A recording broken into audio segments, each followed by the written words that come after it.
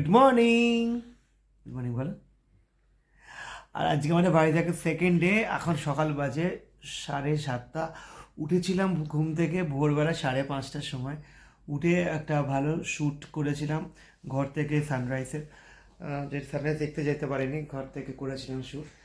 আর তারপর আবার হালকা একটু শুয়ে পড়েছিলাম। এখন আবার উঠে পড়েছি 7:30। এবার একটু চা খেয়ে রেডি হব। রেডি হয়ে আজকে সাইট সিইং যাওয়ার প্ল্যান আছে, তাই তো? কি কথা বলছিস না কেন? আর পাশের ঘরে এখন রূপা ওরা গেছে সব চা রেডি করতে, চাটা নিয়ে এলে চাটা খেয়ে দিয়ে ওখানে উঠবো। আর এখানে ওয়েদার একদম প্লিজেন্ট ওয়েদার, কোনো রকম ঠান্ডা সেরকম কিছু নেই। রাত্রেবেলা হালকা কম্বল নিতে হয়েছিল, তো আর পাখাও তো চলছে as usual, but weather is too good. খুব ভালো লাগছে এখানে।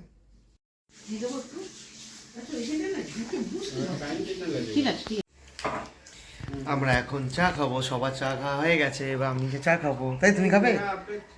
তুমি চা খাবে না? কি খাবে? কি খাবে? কিছুই খাবো না, সকাল থেকে উঠে কিছু খাবো না।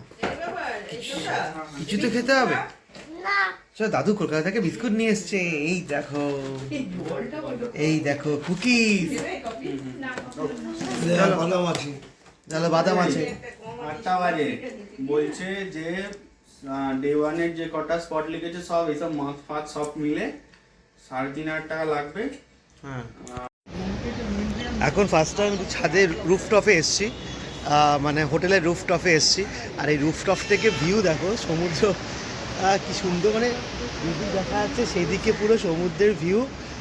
আর তার সাথে হচ্ছে এখানে সমুদ্রের আওয়াজটা, সাউন্ডটা দারুণ লাগছে। রোদ্দুরকে একটুখানি বিস্কুটের টুকরো খাওয়ানোর জন্য সবাই পাগল, ওকে খাওয়ানোই যাচ্ছে না, কিছুতেই খাবে না। সেই খাবারের জন্য বলবো বাবু আমি ছাদে যাও। ছাদে এসেছি, ছাদে এইটুকু টুকরো খাওয়ানোর জন্য এসেছি। আমরা এখন বাইরে আজকে যা প্ল্যানিং করছি সেগুলো সব কথাবার্তা চলছে, কোন কোন সাইড আজকে আমরা ঘুরবো। কারণ কিছু কিছু সাইড যেগুলো আমাদের ঘোরার মধ্যে আছে সেগুলো আমাদের এই হোটেলের চারপাশের মধ্যেই পড়ে যাচ্ছে, তো সেইগুলো আমরা পায়ে হেঁটে ঘুরতে পারি। বাট গাড়ি করে যাওয়ার আজকে যতদূর মনে হচ্ছে ওই কৈলাসগিরি থেকে শুরু করবো আজকে, দেখা যাক কী হয়। বাট এই ভিউটা সত্যিই মিস করবো যখন আমরা কলকাতায় ফিরে যাবো। এই হোটেলটা দারুণ।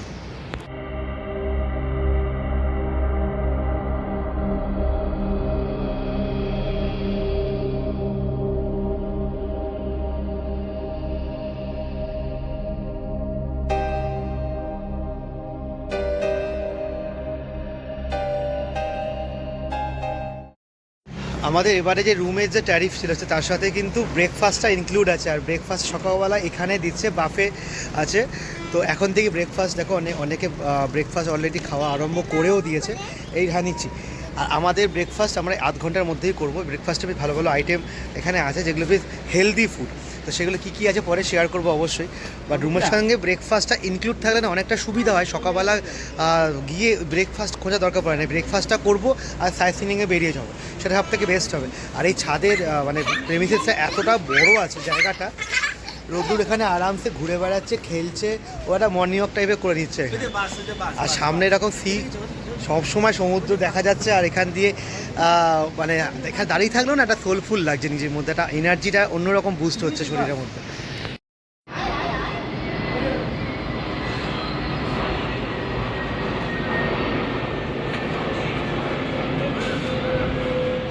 ফাইনালি এখন 9:30 বাজে, আর একটু পরে আমরা বেরোবো সাইট সিইংয়ের জন্য।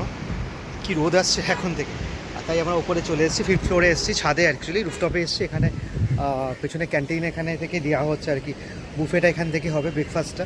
তো ব্রেকফাস্টটা এখানে সবাই মিলে এখন নেওয়া হচ্ছে। আমি আর উপু যাবো, গিয়ে দুজনে ব্রেকফাস্ট নেবো, রোদ্দুরকে একসঙ্গে খাইয়ে দিয়ে আমরা একটু পরেই বেরিয়ে যাবো।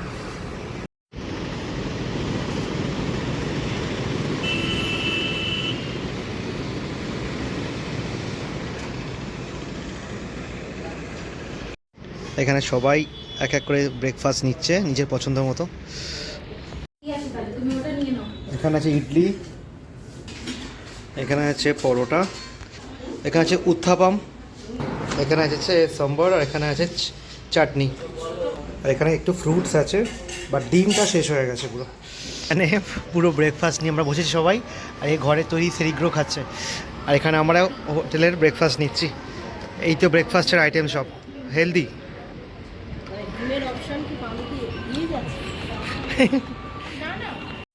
আমাদের ব্রেকফাস্ট করা কমপ্লিট, আর এই আমাদের সাইট সিইংয়ের গাড়িও চলে এসছে। তো ফাইনালি আবার রেডি হয়ে গেছি আর সাইড সিনে বেরোবো, সবাই এক এক করে রেডি হচ্ছে। আর একটা জিনিস দেখবে, এই দেখো কী স্পিডে পাখা চলছে। কে বললো কলকাতায় 10 ডিগ্রি 9 ডিগ্রি সব বলছে, আর এখানে 26 ডিগ্রিতে আমরা লিভ করছি।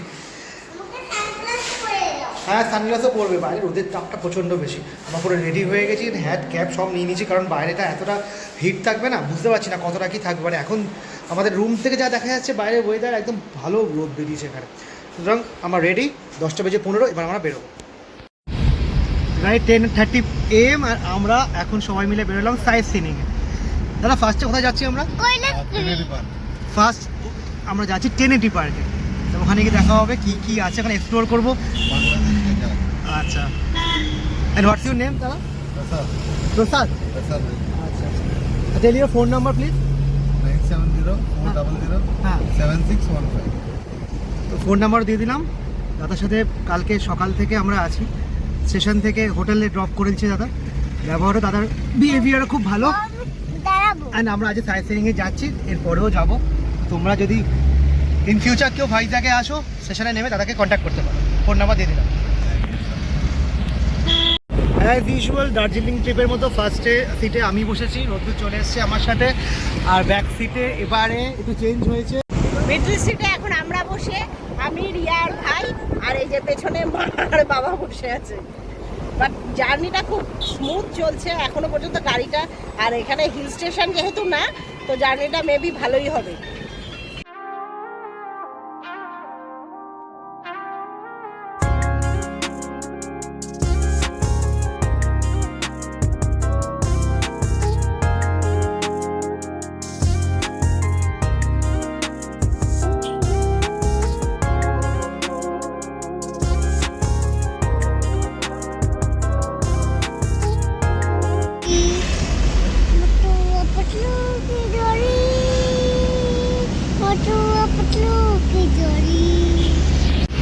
আর এটা কৈলাসগিরি রোপওয়ে। এটা এখান থেকে রোপওয়ে আমরা আজকেই যাব।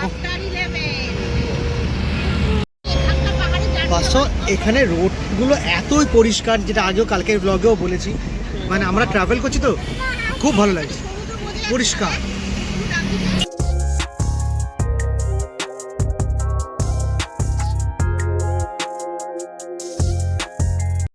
We reached hour first destination, যেটা হলো টেনেটি পার্ক, যেটা আছে এখানে এইদিকে। কি সুন্দর ওয়েদার, মন ভালো লাগছে না? এ ভালো আছে বেশ, গান টান গেয়ে আছে একা একা। এই অপোজিটে টেনেটি পার্ক আছে, আমরা এদিকে যাবো। এই আমাদের গাড়ি, এই গাড়িটা করে আমরা এসেছি আর সবাই মিলে নামছে। First station Trinity park, our first destination Trinity park. এই হলো টেনেটি পার্ক, এদিক থেকে আমাদের এন্ট্রি করতে হবে। চলো টেনেটি পার্ক। মানে এখানে যে এতটা ভালো ওয়েদার, এতটা ইকো ফ্রেন্ডলি ওয়েদার পাবো আমরা ভাবতে পারিনি। আমাদের বেশ মানে আরামই হচ্ছে, শুধু রোদটা ভালো লাগছে, রোদের জোরটা বেশি হয়েছে, কোনো অসুবিধা হয়নি। এটা মেঘলা হলে অতটা এনজয় করতে পারতাম না, but everything was going to smooth. আর সুন্দর গার্ডেন আছে এখানটা। আমি একটু যদি গার্ডেন দিলাম মানুষ অন্যরকমই লাগে, পুরো গার্ডেন। But don't touch.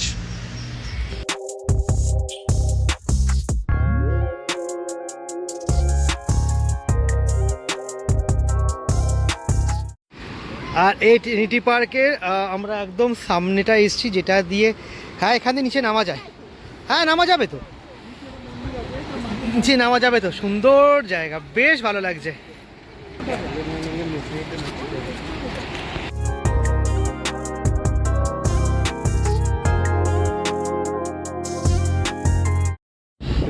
আর একটু আগে কথা হচ্ছিলো এইরকম মনোরম দৃশ্য ছেড়ে আমরা কি করে যাই। এই প্রথম টেনেটি পার্কে এলাম আমরা, আর টেনেটি পার্কের যা ভিউ আমরা দেখছি এখান থেকে, আর এই জাহাজটাকে কেন্দ্র করে এখানে একটা ভিউ হয়ে উঠেছে। অনেকে ব্লগে বলে এই জাহাজটা বাংলাদেশের জাহাজ, কোনো কারণবশত এখানে এসে আটকে গেছে। আর আটকে গেছে, ওদের নিয়ে যাওয়ার ক্ষমতাও হয়নি, নিয়ে যেতে পারেনি, এখানে আটকে রেখেছে। আর এই জাহাজটাকে কেন্দ্র করে এখানে একটা পর্যটন কেন্দ্র করে উঠছে, কারণ এই জাহাজটাকে কেন্দ্র করে ওরা জাহাজটাকে মিউজিয়াম তৈরি করার চেষ্টা করছে অন্ধ্রপ্রদেশ সরকার। তো এটা পরে মিউজিয়াম যখন শুরু হলে সবাই এলে সেটা তো ভালোই হবে। বাট এই যে এখানটা দেখো, গোয়া বিচ হচ্ছে, গোয়া ফিল হচ্ছে। ঠিক এখান থেকে জলটা নামছে, ওখান থেকে পাহাড় নামছে, জাস্ট ফিল লাইক গোয়া। সাউথের একটা ইনিশিয়াল গোয়াও কিন্তু বলা হয় এই অন্ধ্রপ্রদেশ এই ভাইজ্যাগ বিচকে। সামনে পাথরটাও সুন্দর লাগছে, সেখানে যাওয়ার চেষ্টা করবো, জানি না পাবো কিনা। এখানে একটা বড় পাথর, আর এই যে ওপর থেকে দেখো ওরা এখন নামছে আস্তে আস্তে, এই সিঁড়িটা ওপর দিয়ে চলে এসছে একদম, আর আরও ওপরে। বাবা নামেনি, বাবার পায়ে একটু ব্যথা আছে, বাবা নামেনি। আমরা এসছি, বেশ ভালো লাগছে, বেশ ভালো লাগছে। এই নিচে অনেকটা পাথর টাইপের রয়েছে, তো এখানেও যাওয়া যায়, দেখি আমরা হয়তো এইখানেও যাব। বাট দারুণ জিনিসটা।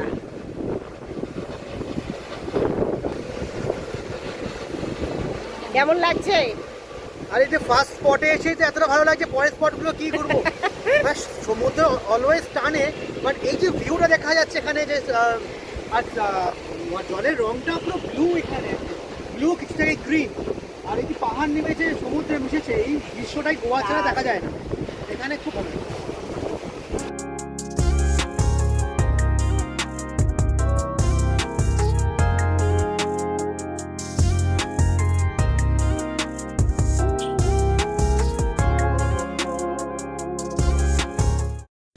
একদম নিচে বিচে আমরা নেমে এসেছি এখন, এত সুন্দর এখানে জল আসছে, আর আমরা পুরো এই এত উঁচু থেকে নেমে এলাম বিচের জন্য।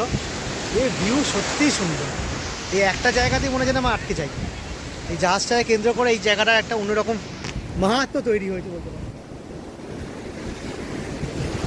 আর এই স্পটটা আমার এখানকার প্রি ওয়েডিং স্পট। আমাদের ওখানে প্রি ওয়েডিং স্পটের মতো যে কোনো লোকই ফ্রিতে করতে পারে, এখানে কোনো টিকিট লাগে না ট্রিনিটি পার্কে।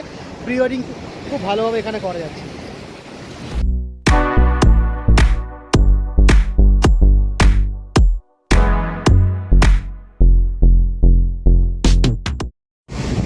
দুজনে এখন বসে আছি একদম এই সমুদ্রের ধারে। এখানে যে স্টোনগুলো রয়েছে, স্টোনের মধ্যে বসে আছি।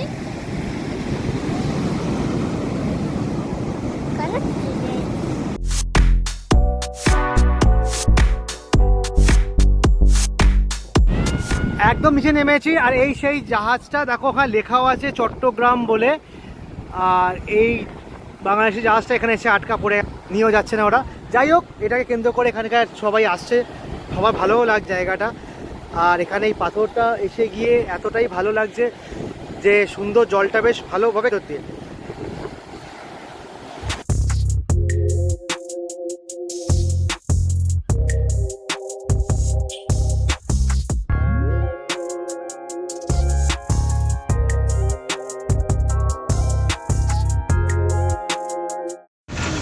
এই জাহাজটায় লেখা আছে এমভি মা।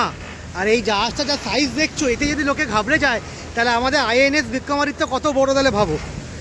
এর মনে হয় প্রায় 3.5 গুণ কি 4 গুণ হবে আমাদের আইএনএস বিক্রমাদিত্য, যেটা আরব সাগরে আছে, আরব সাগর বা মুম্বাই উপকূলে আছে। আর এটা এমভি মা। আমরা একদিক থেকে উঠেছিলাম, আর আমরা এখন এই সিঁড়ি দিয়ে উপরে উঠে চলে যাবো, আর ওইদিকে ব্যাক করবো না। এখানে অনেক টুরিস্টরা এসে কিন্তু বসে আছে, যেতে চাইছি না, কারণ জায়গাটা এতটাই মনোরম।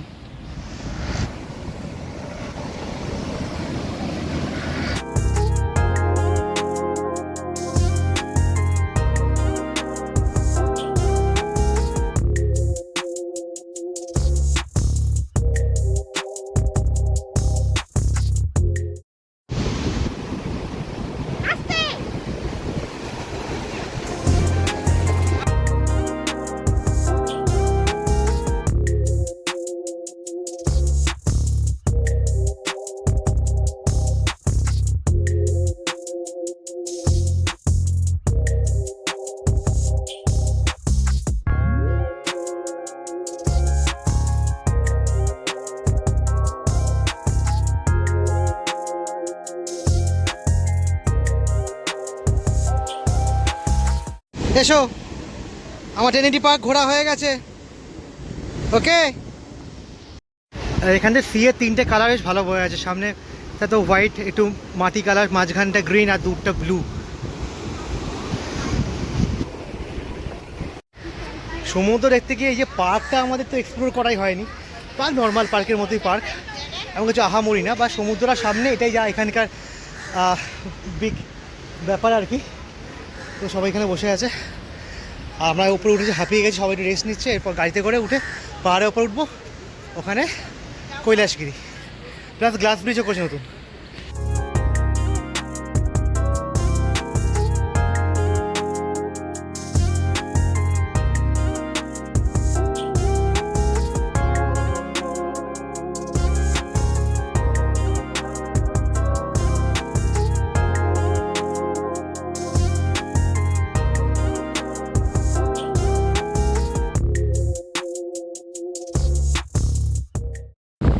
ট্রিনিটি পার্কে এখানে একটা ভিউ পয়েন্ট আছে, অনেক কথা ভিউ পয়েন্টের ব্যাপারটা জানেন কিনা। এইখানটায় এসে যে ভিউ পয়েন্ট আমি পেলাম, ওরা তো সবাই চলে গেছে, বাট বাকিরা খুব জানে না। তো এই ভিউ পয়েন্টে দাম, এখান থেকে পুরো দিকটা এরকমভাবে ডিস্টেন্সে এত সুন্দর দেখা যাচ্ছে পুরোটা, সুন্দর ভিউ পয়েন্ট আছে।